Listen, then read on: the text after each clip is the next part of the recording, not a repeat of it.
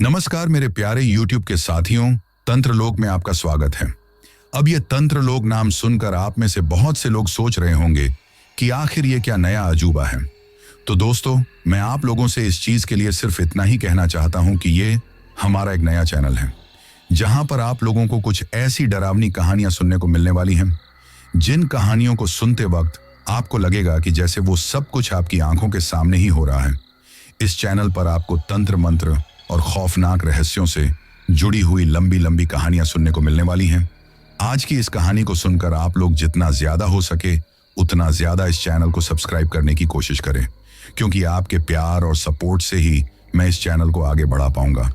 अब मैं आप लोगों का ज्यादा समय खराब ना करते हुए आपको सीधा तंत्रलोक की खौफनाक कहानियों में लेकर चलता हूं, जिनकी शुरुआत अब से हर रोज सूरज निकलने के साथ ही होने लगी है। नमस्कार दोस्तों, मेरा नाम अमनदीप है और मैं पंजाब का रहने वाला हूं। साथ ही पेशे से एक ट्रक ड्राइवर हूं। आज मैं आप लोगों को अपने साथ हुए एक बहुत ही भयानक और डरावने हादसे की कहानी सुनाने वाला हूं। दरअसल एक बार मैं एमपी से अपनी ट्रक को लेकर आ रहा था, पर रात हो जाने की वजह से और काफी ज्यादा थक जाने की वजह से मैंने वही रास्ते में अपना ट्रक रोक दिया और ट्रक के अंदर ही आराम करने लगा था। अभी मुझे ठीक से नींद भी नहीं आई थी कि तभी ऐसा लगा जैसे किसी ने मेरे कान में आकर कुछ बोला हो, लेकिन क्या बोला था मुझे समझ में नहीं आया। पहले तो मैंने नजरअंदाज कर दिया, लेकिन जब फिर से किसी ने कुछ बोला तो हड़बड़ाते हुए आंखें खुल गईं। हालांकि अब कोई आवाज सुनाई नहीं दे रही थी, तो ऐसे में फिर से मैं आंखें बंद करके सो गया और कुछ ही देर में मुझे नींद भी आ गई थी। मुझे सोए हुए कुछ वक्त गुजरा था कि तभी मुझे अपने ट्रक के बाहर घुंघरू के बजने की आवाज सुनाई देने लगी। ऐसा लग रहा था जैसे कोई औरत मेरे ट्रक के आसपास चल रही है, जिसकी वजह से उसके घुंघरू बजने की तेज आवाज मुझे सुनाई दे रही थी। ये देखकर हड़बड़ाते हुए मेरी आंख खुल गई। मैं हैरानी से सोचने लगा, ये कैसी आवाज? जब वो आवाज बार बार आ रही थी, मुझे घबराहट होने लगी थी कि इतनी रात गए और इस सुनसान रास्ते पर कौन औरत हो सकती है। वैसे भूत प्रेत जैसी बातों पर मैं भी यकीन करता था और मैंने अपने कई ट्रक ड्राइवर साथियों से इस बारे में सुना भी था। हालांकि मेरे साथ कभी ऐसा कुछ हुआ नहीं था, तो लेकिन आज उस औरत के घुंघरू बजने की आवाज सुनकर मुझे घबराहट होने लगी। तभी किसी ने मेरे ट्रक के शीशे को खटखटाया, जिसकी वजह से और ज्यादा घबराहट होने लगी। ऐसे में हिम्मत तो नहीं हो रही थी बाहर झांकने की, लेकिन जब बार बार खटखटाने की आवाज सुनाई दी तो मैंने धीरे से देखा।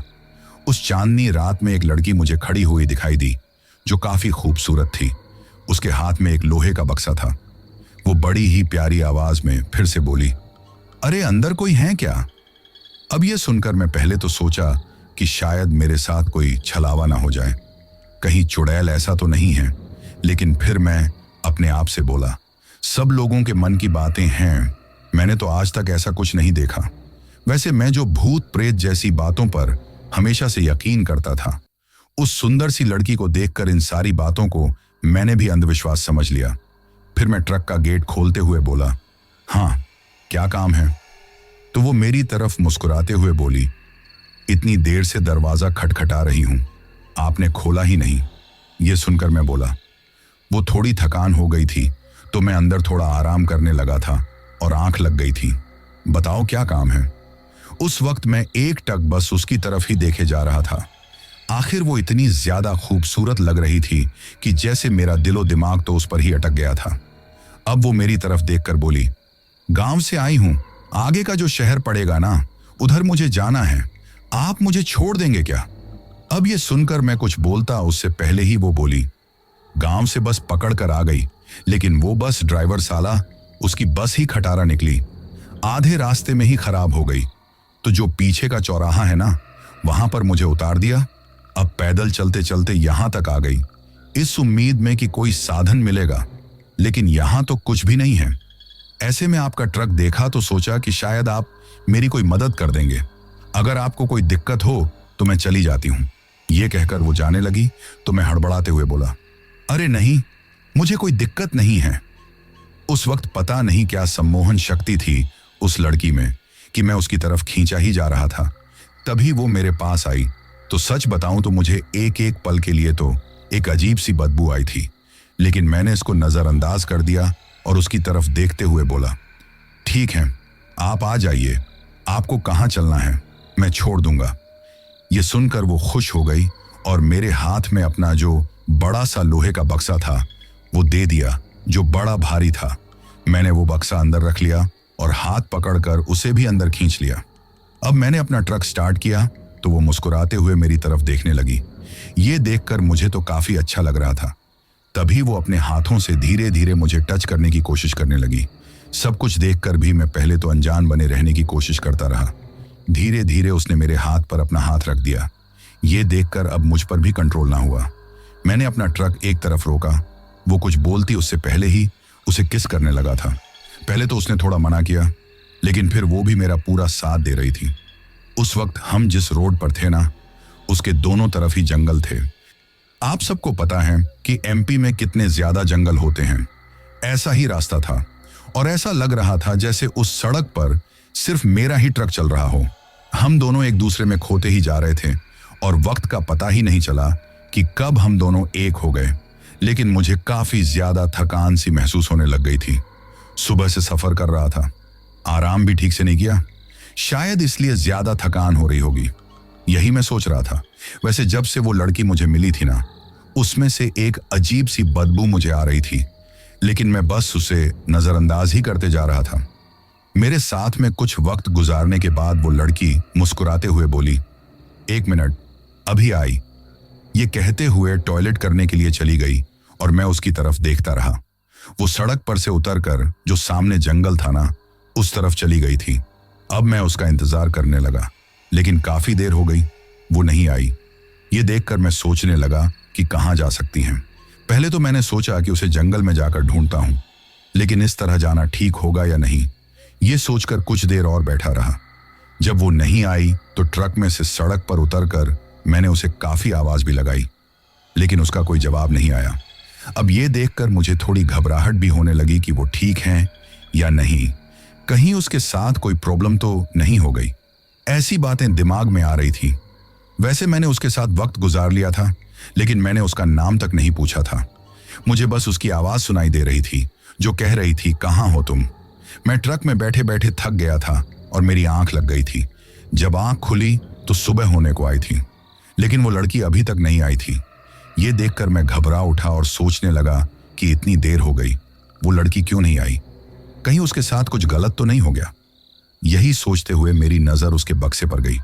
पता नहीं क्यों, लेकिन मेरा मन कर रहा था कि मैं उसके बक्से को खोलकर देखूं। हालांकि मैं सोच रहा था कि बिना किसी की इजाजत के किसी के बक्से को खोलना ठीक नहीं है। काफी देर तक मैं यही सोचता रहा। तभी अचानक मुझे बक्से के अंदर से आवाज आने लगी, जैसे कोई बार बार बक्से को खटखटा रहा हो और उसे खोलने के लिए कह रहा हो।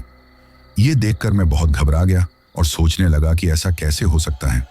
मैंने अपने आप से कहा कि यह मन का भ्रम है और कुछ नहीं।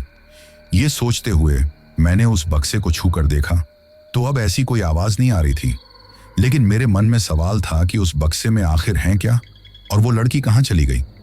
कहीं इस बक्से में कुछ ऐसी वैसी चीज तो नहीं है जो वो लड़की धोखे से रखकर चली गई हो। वैसे भी जब मैंने उस लड़की के हाथ से इसे लिया था तो ये बहुत भारी था। ये सोचकर मैं परेशान हो गया।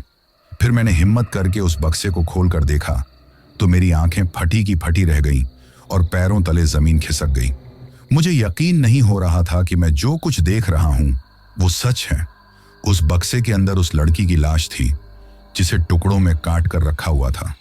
उसके सिर को भी एक तरफ काट कर रखा हुआ था और कपड़े वगैरह सब उस बक्से में थे, जिसमें से भयंकर बदबू आ रही थी। ऐसा लग रहा था जैसे लाश 3 दिन पुरानी हो। ये देखकर मुझे घबराहट होने लगी। मैं सोचने लगा कि वो लड़की रात को मेरे साथ थी, तो फिर ये लाश यहाँ कैसे आ सकती है, और अगर उसके साथ कुछ गलत हो गया तो ये बक्सा तो यही रखा हुआ था, कोई ट्रक के अंदर भी नहीं आया था। ऐसी हजारों बातें मेरे दिलो दिमाग में आ रही थीं। उस वक्त अपने ट्रक में अपनी आंखों के सामने उस लाश को देखकर मैं बहुत ज्यादा घबरा गया था और डरते हुए अपने आप से बोला, हे भगवान, ये मेरे साथ क्या हो रहा है। तभी मेरे कानों में अचानक रोने की भयानक आवाज सुनाई देने लगी, जो बड़ी ही डरावनी थी। अब तो मेरे दिल की धड़कन बढ़ गई। मैं जल्दी से वो बक्सा उठाया।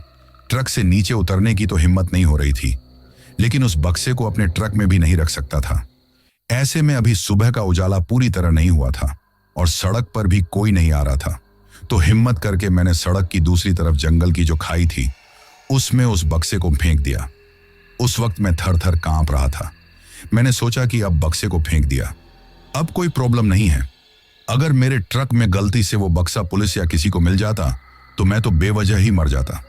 ये सोचकर ही घबराते हुए मैं वहां से आने के लिए जैसे ही अपना ट्रक स्टार्ट करने की कोशिश की तो मेरा ट्रक स्टार्ट ही नहीं हो रहा था। मुझे अपने चारों तरफ ऐसा लगने लगा जैसे कोई बहुत तेज आवाज में रो रहा हो। बड़ी ही डरावनी और भयानक आवाज थी जिसे सुनकर मेरे दिल की धड़कन बढ़ती ही जा रही थी। अब घबराते हुए मैं भगवान को याद करने लगा। तभी फिर से ट्रक स्टार्ट किया तो ट्रक तो स्टार्ट हो गया था। तभी मुझे ट्रक के बाहर सड़क किनारे वही लड़की खड़ी हुई दिखाई दी जो इस बार काफी डरावनी लग रही थी। उसके शरीर में जगह जगह कटने के निशान दिखाई दे रहे थे। उनसे खून भी निकल रहा था और वो गुस्से में मुझे घूरते ही जा रही थी। ये देखकर मैं बहुत ज्यादा डर गया और जल्दी से ट्रक स्टार्ट करके तेज स्पीड में वहां से आने के लिए दौड़ा दिया। उस वक्त मुझे किसी चीज का होश नहीं था। मैं बस पागलों की तरह वहां से भाग जाना चाहता था और मैं अपने ट्रक को जब तक दौड़ाता रहा जब तक सुबह का उजाला चारों तरफ नहीं हो गया और मैं शहर में नहीं आ गया। वहां आकर मैंने अपने ट्रक की रफ्तार थोड़ी धीरे की, लेकिन अभी मुझे घबराहट तो हो रही थी, परंतु ये सोचकर थोड़ी तसल्ली थी कि शायद अब मेरे साथ कुछ गलत नहीं होगा। मेरे दिमाग ने तो वैसे कुछ पल देर के लिए काम करना ही छोड़ दिया था, लेकिन अब मैं अपने आप से ही बोला, इसका मतलब रात को मेरे साथ वो लड़की नहीं थी, उसकी आत्मा थी। ये सोचते हुए ही मैं थर थर कांपने लगा। मुझे तो ये सोचकर और ज्यादा डर लगने लगा कि अगर उस आत्मा ने मुझे उस वक्त जान से मार दिया होता तो मेरे साथ क्या होता। उस वक्त मुझ पर क्या बीत रही थी मुझसे बेहतर कौन समझ सकता है।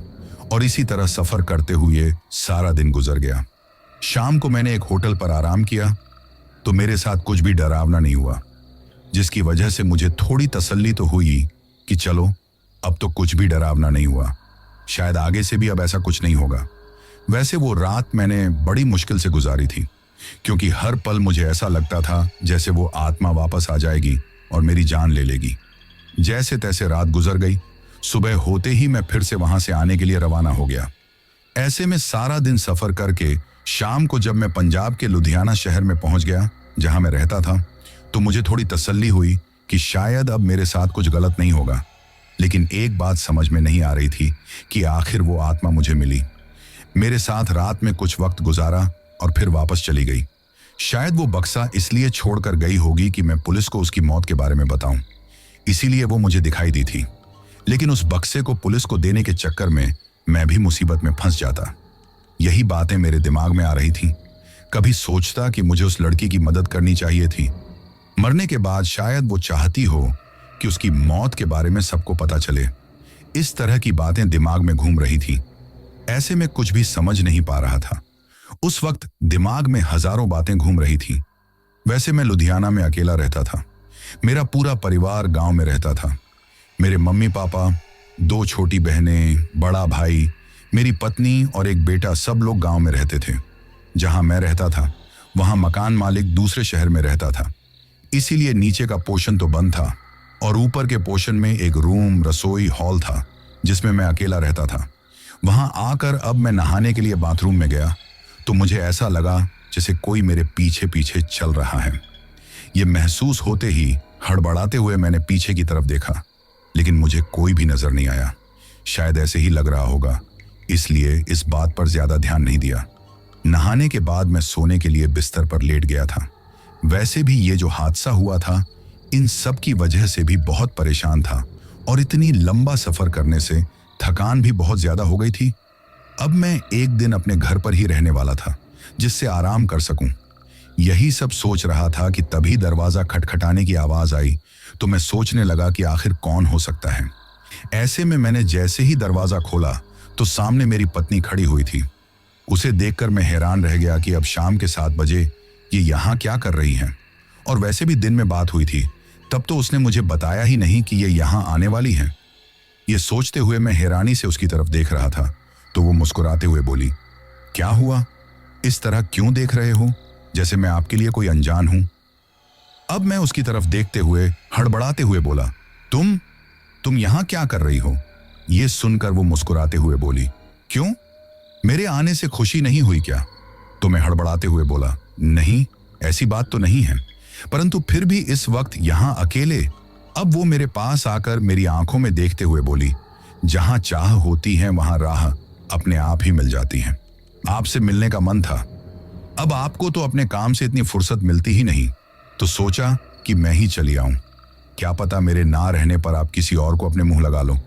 ये सुनकर मैं हड़बड़ाते हुए बोला, नहीं नहीं, ऐसी तो कोई बात नहीं है। तो फिर वो मेरी तरफ देखते हुए बोली, मुझे देखकर खुशी नहीं हुई? तो मैं बोला, नहीं नहीं, ऐसी बात नहीं है, लेकिन तुम कभी अकेली आई नहीं ना। अब मेरे ऐसा कहने पर वो मेरी तरफ देखकर बोली, वो क्या है ना कि ऐसे ही मेरी कोई फ्रेंड है जो मुझसे मिलने के लिए गांव गई थी, यहीं पर रहती है, तो मैं भी उसके साथ ही चली आई।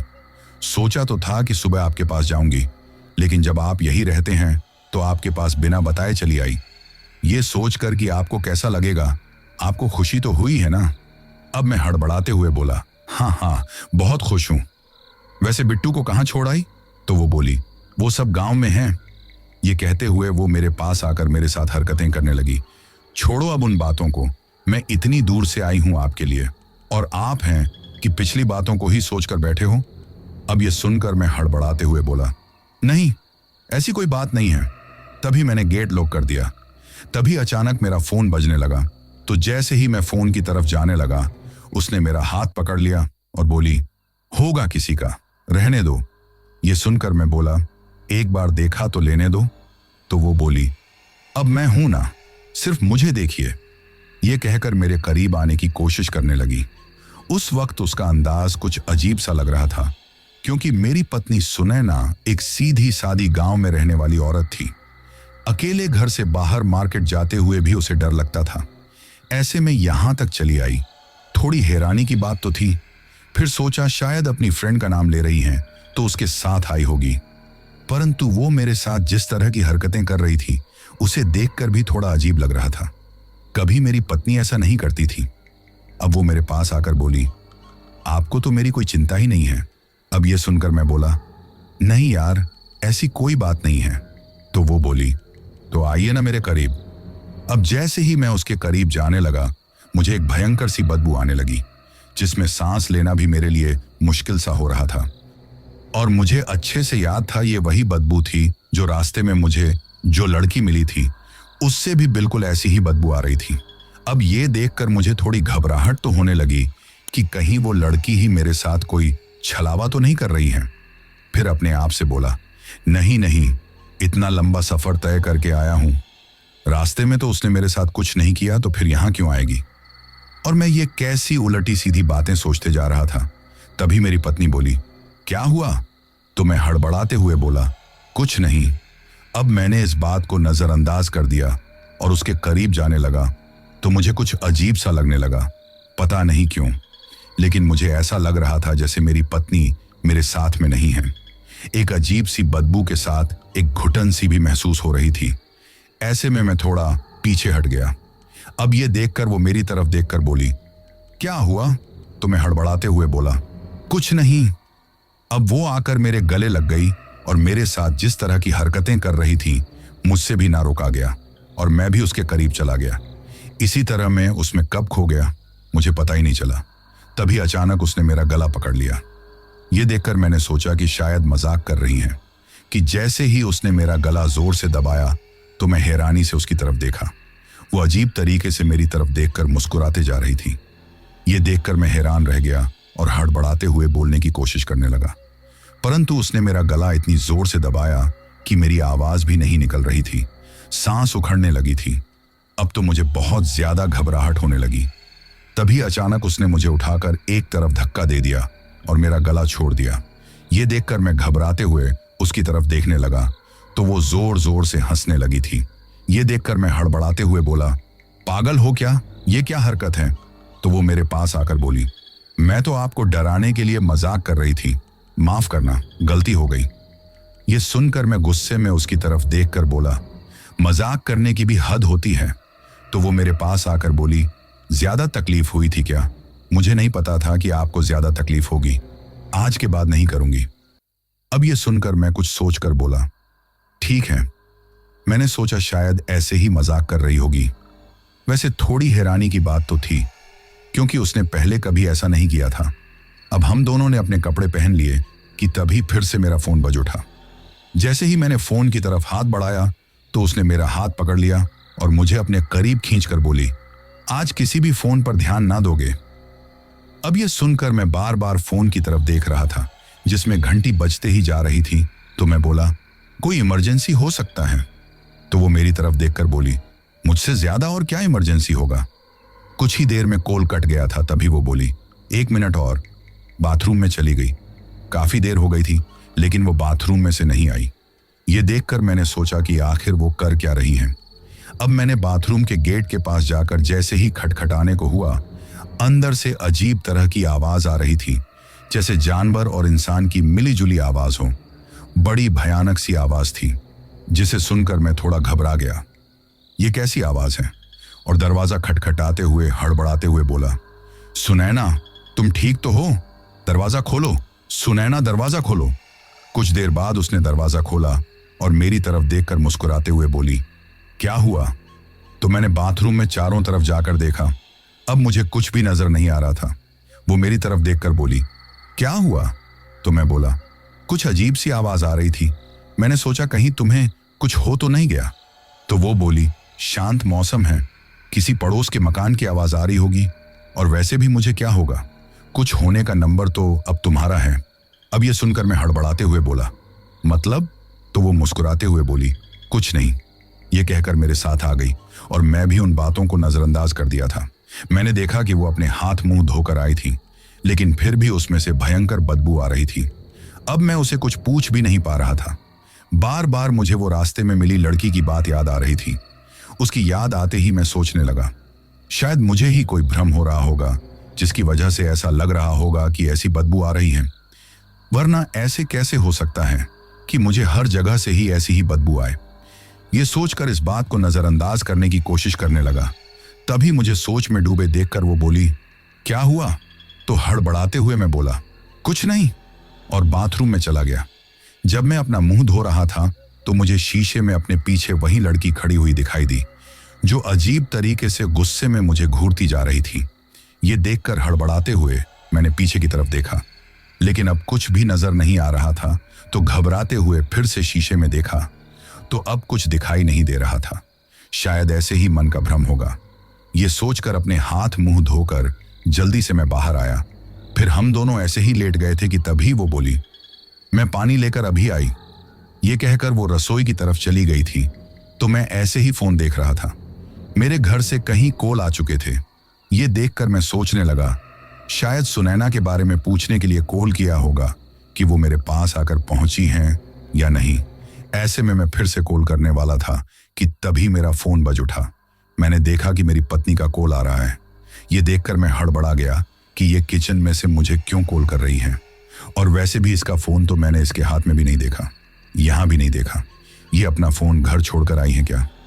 ये सोचकर एक बार तो आवाज लगाने को हुआ और उसके पास जाना चाहता था, लेकिन फिर शायद ये अपना फोन घर छोड़कर आ गई होगी। घर वाले ही मुझे कॉल कर रहे होंगे। ये सोचकर मैंने कॉल उठा लिया। तभी उधर से सुनैना, उसकी आवाज थी। वो बोली, क्या कर रहे हो? अब मैं थोड़ा हैरान रह गया कि सुनैना ये रसोई में से मुझे कॉल कर रही है क्या, और इसका फोन इसके साथ में है क्या? कुछ भी समझ में नहीं आ रहा था। तभी वो फिर से बोली, हेलो, क्या कर रहे हो अभी? ये सुनकर मैं बोला, तुम्हें पता होगा ना क्या कर रहा होगा। अब वो बोली, आप इस तरह से क्यों बातें कर रहे हो? वैसे भी घर वाले कब से आपको कॉल कर रहे थे। आपने कॉल नहीं उठाया तो मैंने सोचा कि मैं ही आपको कॉल कर लेती हूँ। घर वालों से भी आपकी बात हो जाएगी। ये सुनकर मैं सोच रहा था कि शायद वो ऐसे ही किचन में से मुझे डराने के लिए मजाक कर रही होगी। तभी उसके पास मेरे बेटे के रोने की आवाज आई, जिसकी वजह से मैं थोड़ा हैरान रह गया। मैंने अब फोन कान के लगाए हुए ही जैसे ही किचन में देखा तो अब मेरी आंखों के सामने जो सुनैना थी वो किचन में जग में पानी ले रही थी और उधर से फोन पर भी सुनैना की लगातार आवाज आ रही थी। ये देखकर मेरे तो होश उड़ गए। समझ में ही नहीं आ रहा था कि क्या सच है और क्या नहीं। तभी सुनैना जो फोन पर थी वो बोली, आप ठीक तो है ना? अब तो हड़बड़ाते हुए मेरे हाथ में से फोन गिर गया। इसके साथ में ही रसोई में से सुनैना ने मेरी तरफ मुस्कुराते हुए देखा। उसे देखकर ही पता नहीं मुझे क्यों लगा था कि ये जो मेरी आंखों के सामने मेरी पत्नी का रूप लेकर आई है, ये मेरी पत्नी सुनैना नहीं, कोई और है। उधर फोन पर भी लगातार सुनैना की हेलो हेलो की आवाज आ रही थी, पर घबराते हुए मैं ना नीचे फर्श पर पड़ा हुआ फोन उठा पा रहा था और ना कुछ बोल पा रहा था। बस घबराते हुए रसोई की तरफ देख रहा था।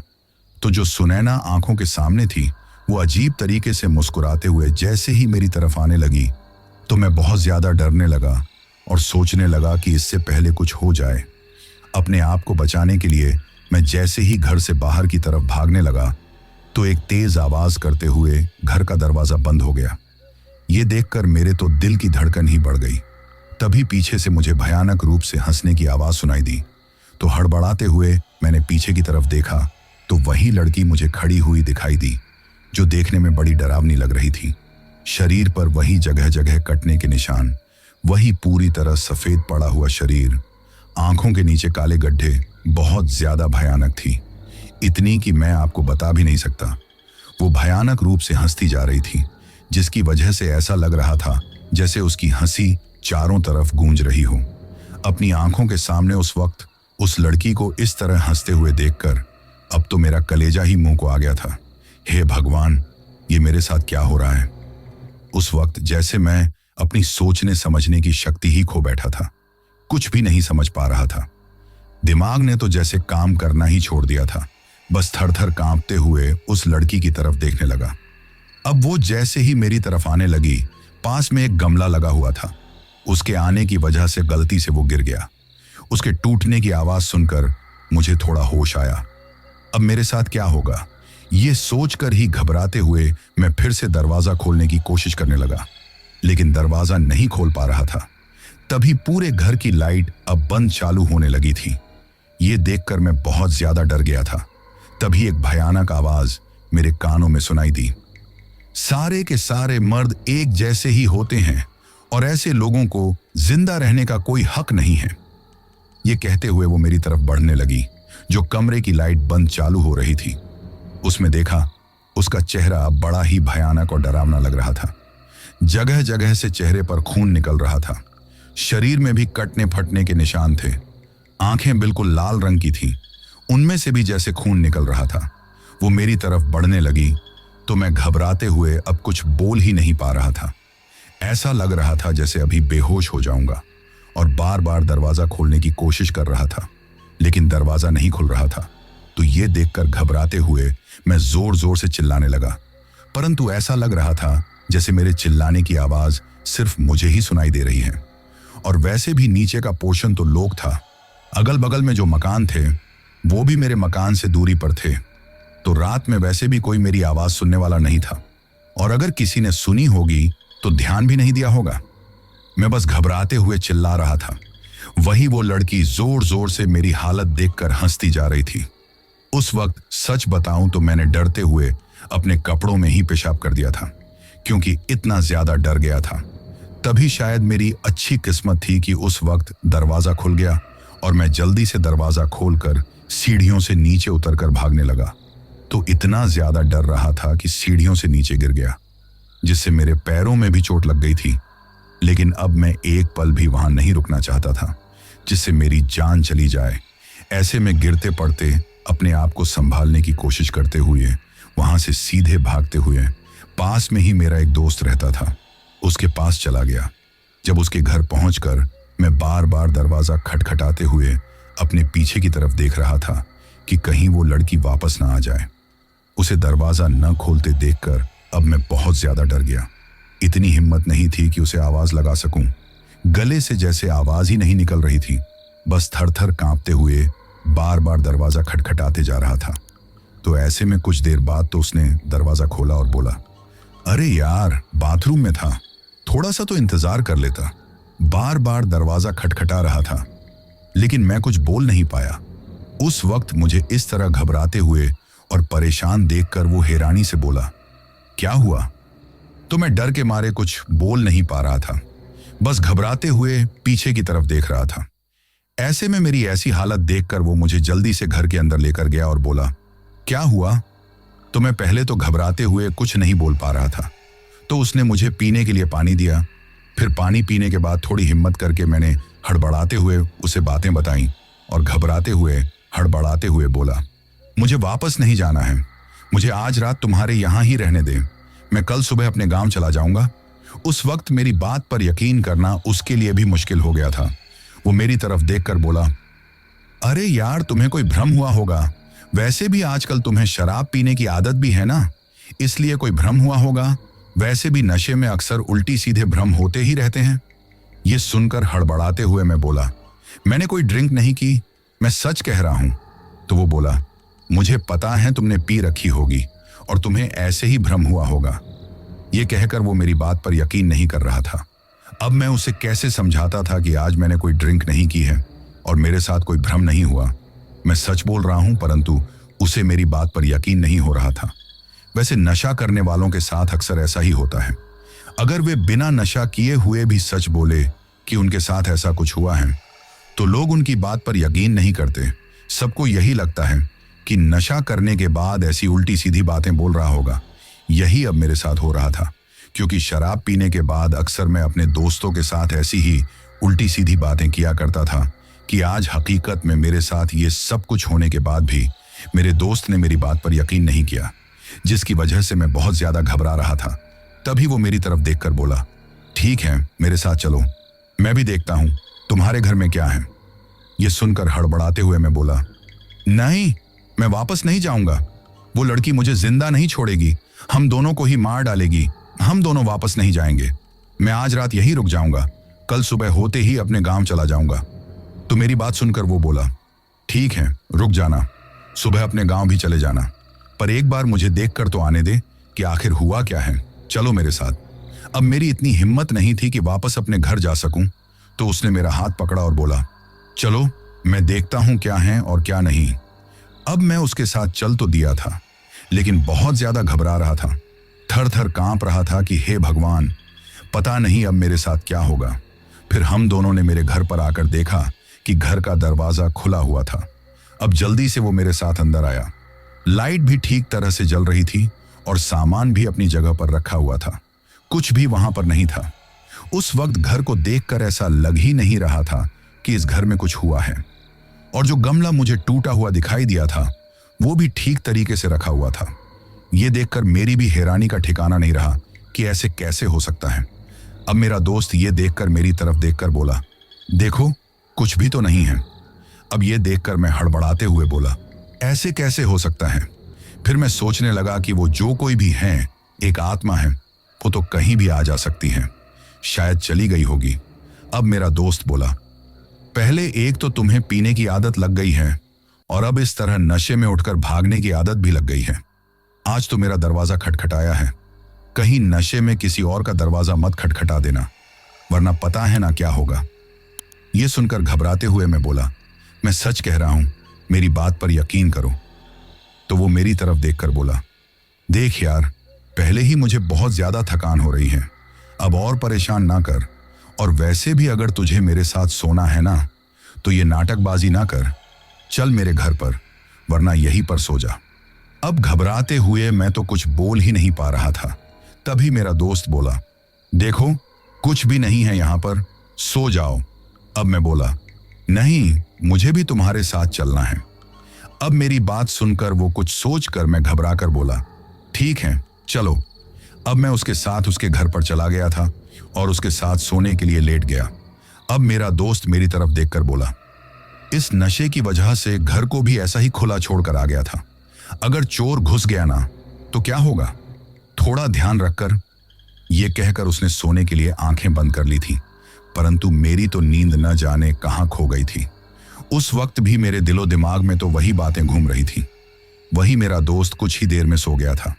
वो भी अकेला ही किराए के घर में रहता था और कुछ ही देर में मुझे भी नींद आ गई थी। अभी मुझे सोए हुए कुछ ही वक्त हुआ था कि मुझे अपने आसपास वहीं पायल के बजने की आवाज सुनाई देने लगी। हड़बड़ाते हुए मैंने आंखें खोलकर देखा, कुछ भी मुझे नजर नहीं आ रहा था, तो घबराते हुए फिर से आंखें बंद कर ली। अब मेरे कानों में उसी लड़की की भयानक और डरावनी आवाज गूंजने लगी, लेकिन वो क्या कह रही है ये समझ में नहीं आ रहा था। बस उसकी आवाज गूंज रही थी। तो डरते हुए मैंने फिर से आंखें खोलकर देखा, तो मेरी आंखें फटी की फटी ही रह गईं। मैंने देखा कि मेरी आंखों के सामने दीवार से वही लड़की चिपकी हुई अजीब तरीके से मुझे घूरती जा रही थी।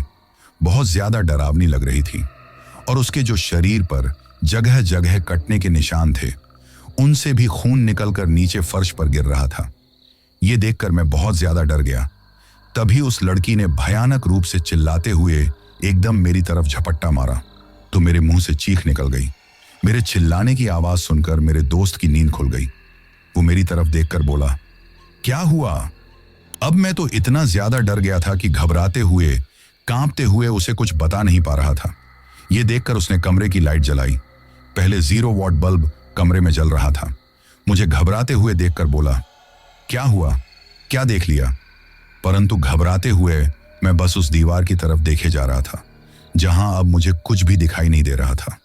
ऐसे में जब उसने बार बार पूछा कि क्या बात हुई है, तो घबराते हुए मैंने उसे सारी बात बताई। मेरी बात पर यकीन करना उसके लिए मुश्किल हो रहा था, इसीलिए वो मेरी तरफ देखकर बोला, बस कर यार, कोई डरावना सपना देखा होगा। ऐसे में घबराते हुए मैं कुछ बोलता, उससे पहले ही मैंने उस फर्श की तरफ देखा जहां उस लड़की के जो कटने के निशान थे, उनसे खून नीचे गिरा था, परंतु वहां अब कोई भी खून का निशान नजर नहीं आ रहा था। यह देखकर मेरा तो सिर चकराने लगा। तो मेरा दोस्त बोला, लगता है तुम्हारी तबीयत ठीक नहीं है या कुछ ज्यादा ही नशा करने लगे हो, जिसकी वजह से इस तरह के भ्रम हो रहे हैं। सुबह डॉक्टर को जाकर दिखाना या अपना ख्याल रखना। अब सो जाओ, वैसे भी सुबह मुझे काम पर जाना है, मुझे तो सोने दो। ये कहकर फिर मेरा दोस्त फिर से सोने के लिए लेट गया, लेकिन मुझे तो करवट बदलते हुए, घबराते हुए नींद नहीं आ रही थी। तभी मेरे कानों में उसी लड़की की भयानक तरीके से रोने की आवाज गूंजने लगी। तो मैंने मेरे दोनों हाथ अपने कानों पर लगा लिए और थर थर कांपने लगा गया था। तभी कमरे की खिड़की के बाहर से तेज तेज कमरे की खिड़की खटखटाने की आवाज आने लगी, जैसे कोई बहुत तेज तेज आवाज में खटखटा रहा हो। मैंने उसे तरफ देखा तो खिड़की की जो जाली थी, उससे बाहर वही भयानक लड़की मुझे खड़ी हुई दिखाई दी, जिसकी वजह से अब मैं घबराकर कुछ नहीं समझ पा रहा था। उस वक्त मेरे तो जैसे दिमाग ने ही काम करना छोड़ दिया था। ऐसा लग रहा था जैसे वो लड़की बाहर से ही खिड़की के दरवाजे को, खिड़की को नोचने की कोशिश कर रही है। अपने साथ ये सब कुछ होता हुआ देखकर उस वक्त मैं इतना ज्यादा डर गया था कि घबराहट की वजह से बेहोश हो गया। सुबह जब मुझे होश आया तो मैंने देखा मेरा दोस्त मेरे मुंह पर पानी के छींटे मार रहा था और बोला, क्या हुआ? ज्यादा ड्रिंक कर ली थी क्या, जो रात को बेहोश हो गए थे?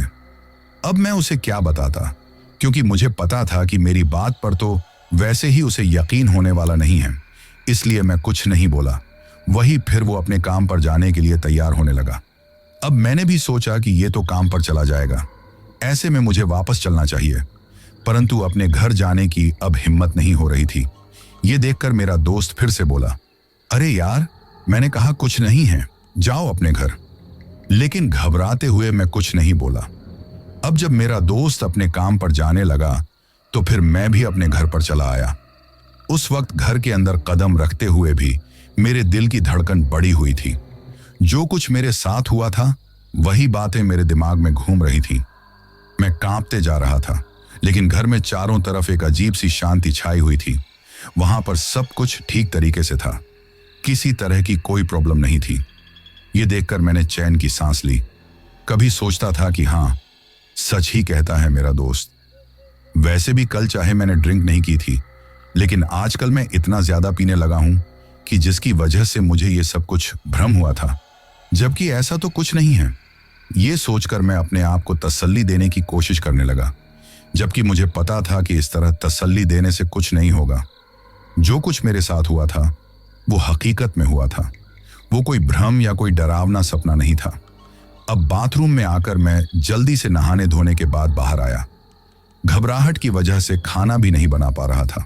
सच बताऊं तो अब तो मैं वहां पर एक पल के लिए भी नहीं रुकना चाहता था।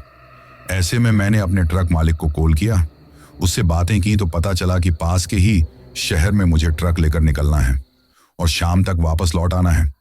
अगर मैं चाहूं तो जा सकता हूं, और अगर ज्यादा थकान हो रही है तो एक दिन आराम भी कर सकता हूं। यह सुनकर मैंने सोचा कि वैसे भी सारा दिन रहकर यहां परेशान होता रहूंगा। अगर काम पर चला जाऊंगा तो थोड़ा मन भी भटक जाएगा, जिसकी वजह से घबराहट भी कम होगी। इसलिए मैं अपने काम पर चला गया। सारा दिन ठीक तरीके से काम करते हुए गुजर गया। किसी तरह की कोई प्रॉब्लम नहीं आई, और सच बताऊं तो काम करते हुए जो कुछ मेरे साथ हुआ था, वो सारी बातें भी मेरे दिमाग से कुछ वक्त के लिए निकल गई थी। परंतु अब जब शाम को मैं अपने घर लौटने लगा तो मुझे बहुत ज्यादा घबराहट हो रही थी। कल की बात मेरे दिल और दिमाग में ही बार बार घूम रही थी, जिसकी वजह से मैं इतना ज्यादा डर गया कि कुछ समझ ही नहीं पा रहा था।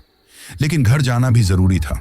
वैसे भी मेरा जो दोस्त था वो लंबे सफर पर गया हुआ था और कल सुबह लौटने वाला था। इसके अलावा नजदीक और कोई मेरा वहां पर जानकार नहीं था जिसके पास मैं रात रुक भी जाऊं। अब सोचने लगा कि वैसे भी कल मैं अपने दोस्त के साथ घर आकर देखा, सब ठीक था।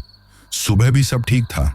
शायद ऐसे ही मन को भ्रम हुआ होगा, और अगर ज्यादा ही डर लगेगा तो 1-2 दिन में अच्छा सा घर मिलने पर यहां से मकान खाली कर दूंगा।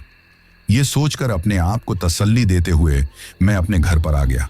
परंतु जैसे ही मैंने घर का दरवाजा खोला तो घर में एक सन्नाटा सा छाया हुआ था।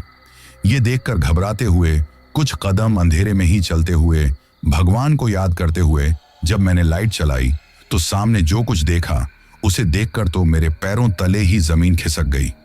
अब मैं थर थर कांपने लगा। मैंने देखा कि घर का सामान तो उसी जगह पर था, लेकिन उसमें जगह जगह खून के निशान बने हुए थे। पूरे घर में जैसे खून के छींटे कभी दीवारों पर, कभी बिस्तर पर, कभी बर्तनों पर लगे हुए थे। ये देखकर मैं थर थर कांपने लगा। अब जैसे जैसे आगे बढ़ रहा था मेरे दिल की धड़कन बढ़ती ही जा रही थी। उस वक्त चारों तरफ घर की हालत देखकर मैं बहुत ज्यादा डर गया और वहां से भागने के बारे में सोचने ही लगा था कि तभी जो मेरे घर का दरवाजा था जिसे खोलकर मैं आया था, एक तेज आवाज करते हुए वो दरवाजा बंद हो गया। ये देखकर मैं और ज्यादा घबरा गया और वापस जाकर दरवाजा खोलने की कोशिश करने लगा, लेकिन मेरे काफी कोशिश करने पर भी दरवाजा नहीं खुल रहा था। तभी मुझे अपने पीछे से भयानक रूप से किसी के रोने की आवाज सुनाई दी, तो घबराते हुए मैंने पीछे की तरफ देखा। वही लड़की खड़ी होकर जोर जोर से रोए जा रही थी। ये देखकर ऐसा लग रहा था जैसे मैं अभी बेहोश हो जाऊंगा। तभी वो लड़की अपने आंसू पोंछकर भयानक आवाज में चिल्लाते हुए बोली, सबके सब एक जैसे हैं, कोई नहीं बच पाएगा, कोई नहीं बच पाएगा। ये कहते हुए वो फिर भयानक रूप से चिल्लाने लगी थी। उस वक्त उसकी आवाज ऐसी लग रही थी जैसे एक साथ बहुत सारे लोग चिल्ला रहे हों। चारों तरफ बस उसकी ही आवाज गूंज रही थी। इन सब की वजह से मैं इतना ज्यादा डर गया कि अपने घर का दरवाजा खोलने के लिए चिल्लाने की कोशिश करने लगा तो आवाज जैसे गले में ही अटक गई थी। अब फिर से दरवाजा खटखटाने के लिए जैसे ही हाथ उठाया तो हाथ पैर भी जकड़ गए थे। अब मुझे लगने लगा था कि वो लड़की मुझे जिंदा नहीं छोड़ेगी। हे भगवान, क्या करूं?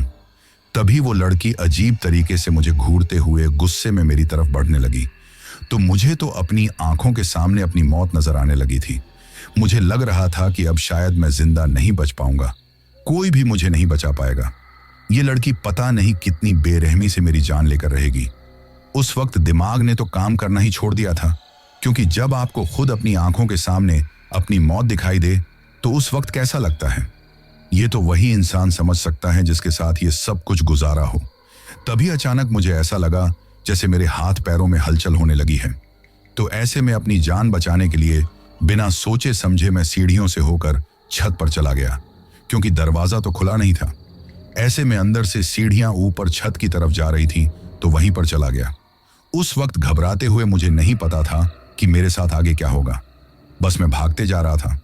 अब छत पर वहां जाकर अब मुझे न तो कोई आवाज सुनाई दे रही थी और न वो लड़की दिखाई दे रही थी, तो मैं घबराते हुए छत पर घूमने लगा, क्योंकि छत से नीचे उतरने का कोई भी रास्ता नहीं था। तो मैं एक कोने में बैठकर थर थर कांपने लगा था। उस वक्त हमारे मकान के पास भी कोई दूसरा मकान नहीं था कि मैं किसी से हेल्प मांग सकूं, क्योंकि जिस जगह मैं रहता था वो शहर से बाहरी इलाका था, और ऐसे में वहां पर लोगों ने अपने लिए प्लॉट तो खरीद लिए थे, पर मकान बनाकर रहना बहुत कम लोगों ने शुरू किया था, जिसकी वजह से दूर दूर तक मकान थे। घबराहट की वजह से मेरा फोन भी नीचे ही रह गया था कि मैं किसी को कॉल भी नहीं कर सकता था। हे भगवान, ये मेरे साथ क्या हो रहा है? कुछ भी मैं समझ नहीं पा रहा था, न मैं अपनी जान बचा पा रहा था। अब तो मुझे ऐसा लगने लगा था कि मैं बस बेहोश हो जाऊंगा। पता नहीं कैसे मैं अपने आप को संभालने की कोशिश कर रहा था, लेकिन हर पल मुझे अपनी आंखों के सामने जैसे अपनी मौत दिखाई दे रही थी। कुछ देर गुजर जाने पर जब कुछ भी नहीं हुआ तो मैंने घबराते हुए सीढ़ियों की तरफ देखने लगा, परंतु जब कोई आता दिखाई नहीं दिया तो मैं कांपते हुए अपना सिर घुटनों में दिए हुए रोने लग गया था। आज मुझे अपनी गलतियों का एहसास हो रहा था कि काश मैंने अपना ट्रक वहां न रोका होता, और जब उस लड़की ने मुझसे हेल्प मांगी थी तो या तो मैं इनकार कर देता या फिर उसके साथ कोई भी फिजिकल रिलेशन नहीं बनाता, तो शायद मेरे साथ इतना सब कुछ ना होता। लेकिन गलती तो मेरी थी। उस लड़की को देखकर ही मैं अपने होश खो बैठा था। उसके अंदर मुझे अपनी हवस जो दिखाई दे रही थी, जिसका खामियाजा अब मैं भुगत रहा था। शायद इसकी सजा मेरे लिए मौत होगी, ये सोचते हुए बस रोते ही जा रहा था। उस वक्त मुझे मेरी आंखों के सामने अपना परिवार भी दिखाई दे रहा था कि मेरे जाने के बाद मेरे परिवार का क्या होगा। अपने आप को मैं अपनी पत्नी का गुनहगार समझ रहा था कि वो मुझ पर कितना भरोसा करती हैं और मैंने किस तरह उसके भरोसे को तोड़ दिया। हर एक बात अब समझ में आ रही थी, लेकिन जो हो चुका था उसे बदला तो नहीं जा सकता था। तभी मुझे सीढ़ियों की तरफ से घुंघरुओं के बजने की आवाज आने लगी थी। ये देखकर मैं और भी ज्यादा घबरा गया। मैंने देखा कि वही लड़की छत पर चलते हुए आ रही थी और मेरी तरफ देखकर फिर अजीब तरीके से मुस्कुराते हुए बोली, तुम भी मरोगे मेरी तरह। ये कहते हुए वो जोर जोर से हंसते जा रही थी। अब मेरी नजर उसके पैरों की तरफ गई थी। अब से पहले मैंने उसके पैर नहीं देखे थे, क्योंकि वो गाम की तरह ही एक बड़ा सा लहंगा, चोली और ओढ़नी पहने हुए थी, जिसमें उसके पैर बहुत कम दिखाई देते थे। लेकिन अब मैं छत पर से नीचे फर्श पर बैठे हुए घबराते हुए उसकी तरफ देख रहा था तो उसके पैर दिखाई दिए। ये देखकर मैं पहले ही डरा हुआ था और ज्यादा डर गया कि उसके पैर उल्टे थे। मतलब मेरी आंखों के सामने वो लड़की एक चुड़ैल थी। वो रोबोट की तरह चलते हुए मेरी तरफ आ रही थी। ये देखकर मैं इतना ज्यादा डर गया कि वहां से उठकर बिना सोचे समझे ही मैंने छत से नीचे की तरफ छलांग लगा दी, क्योंकि उस वक्त दिमाग ने तो काम करना छोड़ ही दिया था। मुझे पता था कि ये चुड़ैल मुझे जिंदा नहीं छोड़ेगी और जो होगा देखा जाएगा। ये सोचकर मैं छत से नीचे कूद गया। ऐसे में जैसे ही नीचे सड़क किनारे आकर गिरा तो मैंने ऊपर की तरफ देखा। वो लड़की अजीब तरीके से मुस्कुराते हुए मेरी तरफ देख रही थी। मेरा सिर एक पत्थर से टकराया था, जिसकी वजह से खून निकल रहा था। उसी चीज के चलते मुझे पता ही नहीं चला कब मेरी आंखें बंद हो गईं और मैं बेहोश हो गया। परंतु जब सुबह मुझे होश आया तो मैं हॉस्पिटल में था और मेरा वही दोस्त जिसके पास मैं एक रात रुका था मेरे पास बैठा हुआ था। अपने आप को अस्पताल में देखकर मैं घबराते हुए चारों तरफ देखने लगा, क्योंकि मुझे अब भी यही लग रहा था कि वो लड़की मुझे जिंदा नहीं छोड़ेगी। तभी मेरे उस दोस्त ने बताया कि सुबह उठकर आसपास के लोगों ने जब मुझे सड़क किनारे लुहुलुहान हालत में पड़े हुए देखा तो भीड़ इकट्ठा हो गई थी। ऐसे में कुछ लोग जो पड़ोस में ही रहते थे और अक्सर मुझे अपने दोस्त के यहाँ जाते हुए देखते थे, उन्होंने तुरंत मेरे दोस्त को जाकर इस बात की खबर दी। मेरा दोस्त उस वक्त अपने काम से आकर रुका ही था। जब वो वहां पहुंचा तो मेरी ऐसी हालत देखकर हर कोई परेशान हो गया, क्योंकि सिर में काफी चोट आई थी। सबको यही लग रहा था कि पता नहीं मैं जिंदा बच पाऊंगा या नहीं। ऐसे में तुरंत ही मुझे अस्पताल पहुंचाया गया। मेरे उस दोस्त के पास मेरे पापा के नंबर थे, क्योंकि एक बार मेरे फोन में रिचार्ज खत्म होने की वजह से मैंने उनके फोन से पापा को कॉल किया था। तब से ही जब भी मैं कभी कॉल नहीं उठाता था तो मेरे पापा उन्हें ही कॉल करते थे। ऐसे में तुरंत ही मेरे घर वालों को उन्होंने इस बात की सूचना दे दी।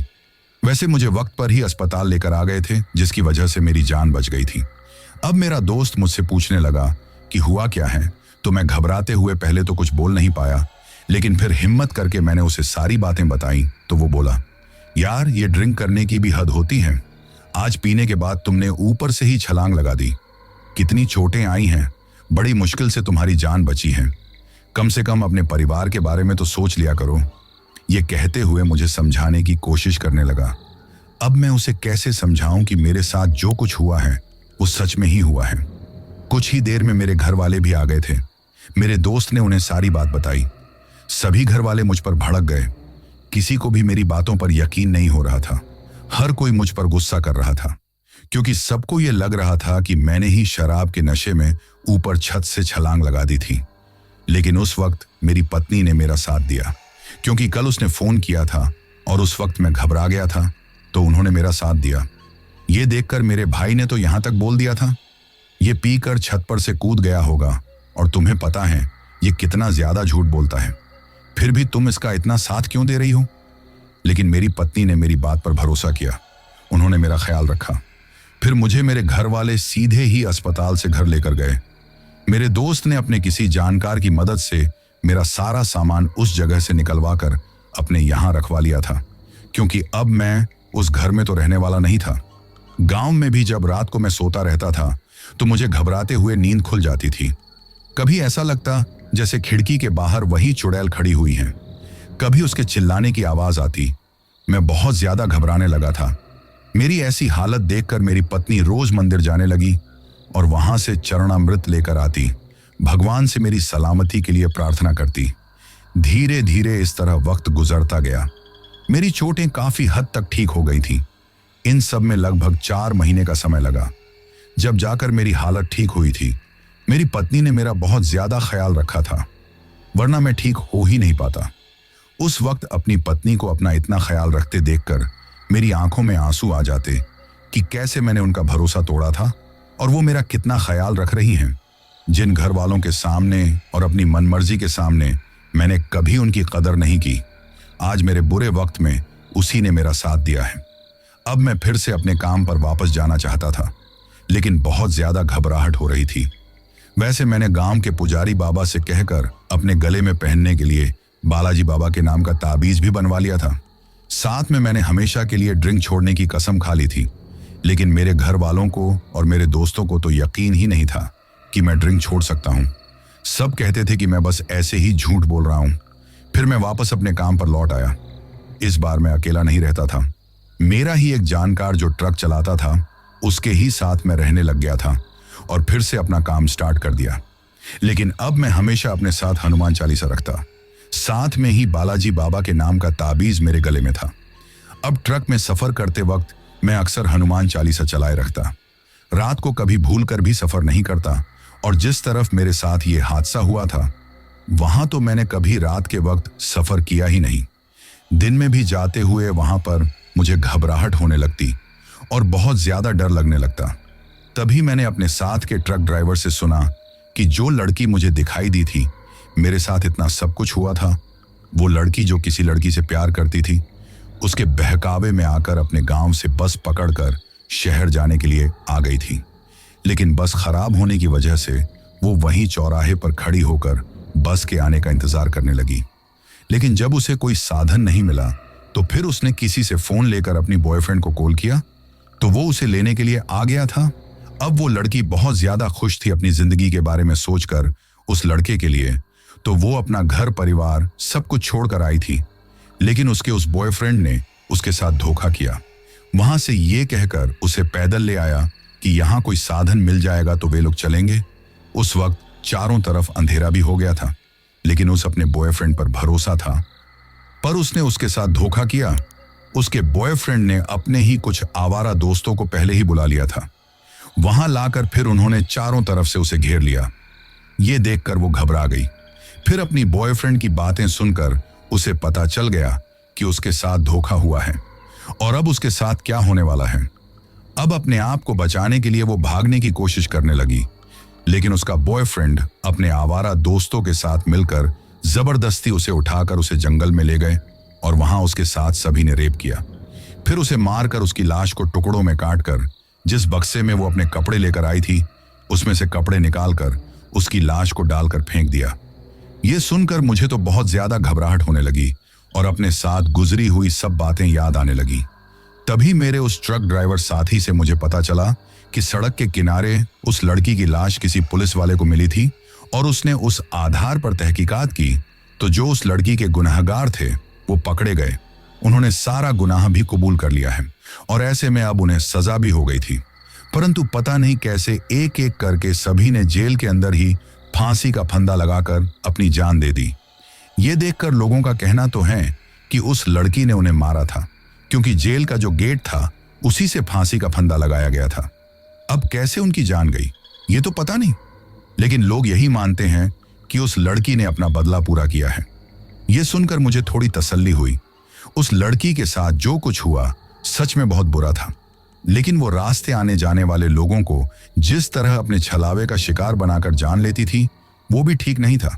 पर एक बात यह भी थी कि जो भी रास्ते आता जाता अगर उस लड़की को लिफ्ट दे देता था, परंतु उसकी सुंदरता की तरफ आकर्षित न होकर उसे अपनी हवस का शिकार बनाने के बारे में नहीं सोचता था, उसके साथ कभी गलत नहीं होता, क्योंकि वो लड़की उसे ही मारती थी जो उसके साथ फिजिकल रिलेशन बनाता था या उसके साथ जबरदस्ती करने की कोशिश करता था।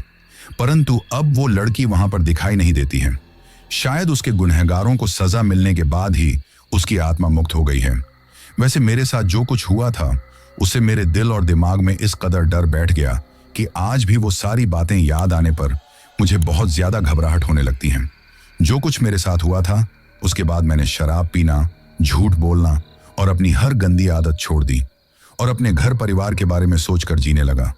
परंतु मेरी पत्नी के सिवाय आज तक मेरे घर वाले मेरे ऊपर यकीन नहीं करते और ये नहीं मानते कि मेरे साथ कभी ऐसा कुछ हुआ था। मैंने आप लोगों को अपने साथ हुई सच्ची और डरावनी घटना इसलिए बताई है क्योंकि बुरी आदतें, चाहे वो शराब का नशा हो, जुआ खेलना हो, चोरी चकारी हो, झूठ बोलना हो या फिर पराई स्त्री के प्रति मन में हवस की भावना रखना हो, हर गंदी आदत हमें नुकसान ही पहुंचाती है और कब हमारी जान की दुश्मन बन जाती है हमें पता ही नहीं चलता।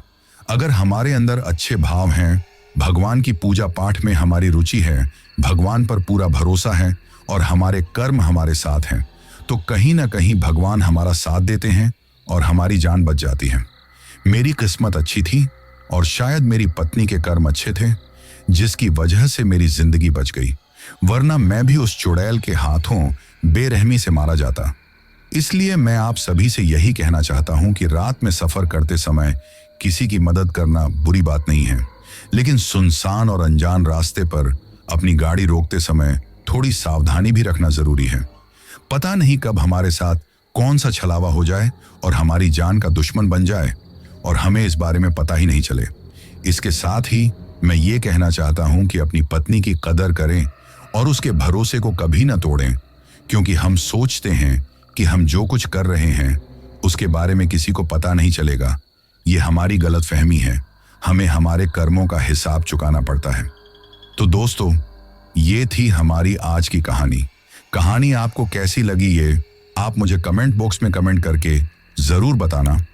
और दोस्तों, अब इस चैनल पर भी बेनाम की तरह ही रेगुलर स्टोरीज आने वाली हैं, तो आप लोग अब हर रोज स्टोरीज सुनना मत भूलना। इसके बाद मैं उन लोगों के नाम लेता हूं जिन्होंने पिछली स्टोरी सुनने के बाद कमेंट करके ये बताया था कि वो कहां से कहानी सुनते हैं और उनका नाम क्या है। तो सबसे पहले पूनम है जमशेदपुर झारखंड से, वाजिद हैं लाहौर पाकिस्तान से, सुनील, नीरू और रुचि हैं बीकानेर से, यूएस तिवारी और हर्ष तिवारी हैं प्रयागराज से, जितेंद्र मौर्य हैं बरेली से, जितेंद्र सिंह जेरी हैं जालंधर सिटी पंजाब से, फैजान अहमद हैं भोपाल से, जीएम शेख हैं अहमदाबाद से, पवन हीना हैं हरियाणा से, मोहन हैं झारखंड से, अनोखे लाल हैं यूपी से, फैजान हैदर हैं लाहौर पाकिस्तान से, राजवीर सिंह बन्ना दूदू जयपुर राजस्थान से, पूनम धानका हैं राजकोट गुजरात से, हवाज हैं महाराष्ट्र से, बुशरा खान हैं बिजनौर से, मोहम्मद शुभम हैं दिल्ली से, इमरान हैं महाराष्ट्र से, पंकज कुमार हैं लखनऊ से, सीमा तांती और आरुष हैं मुंबई से, कुलविंदर कौर हैं लुधियाना पंजाब से, फैजल हैं ओमान से, राजश्री हैं ठाणे मुंबई से, मोहसिन हैं अहमदनगर महाराष्ट्र से और सबसे लास्ट में अख्तर हुसैन हैं बारामूला कश्मीर से। तो दोस्तों, ये थे उन लोगों के नाम जिन्होंने पिछली स्टोरी पर कमेंट करके हमें बताया था कि वो कहां से कहानी सुनते हैं। इसके साथ ही अगर अभी तक भी आप लोगों ने चैनल को सब्सक्राइब नहीं किया है तो जल्दी से चैनल को सब्सक्राइब कर लो, क्योंकि आपका ये छोटा सा सहयोग मेरे लिए बहुत ज्यादा मायने रखता है।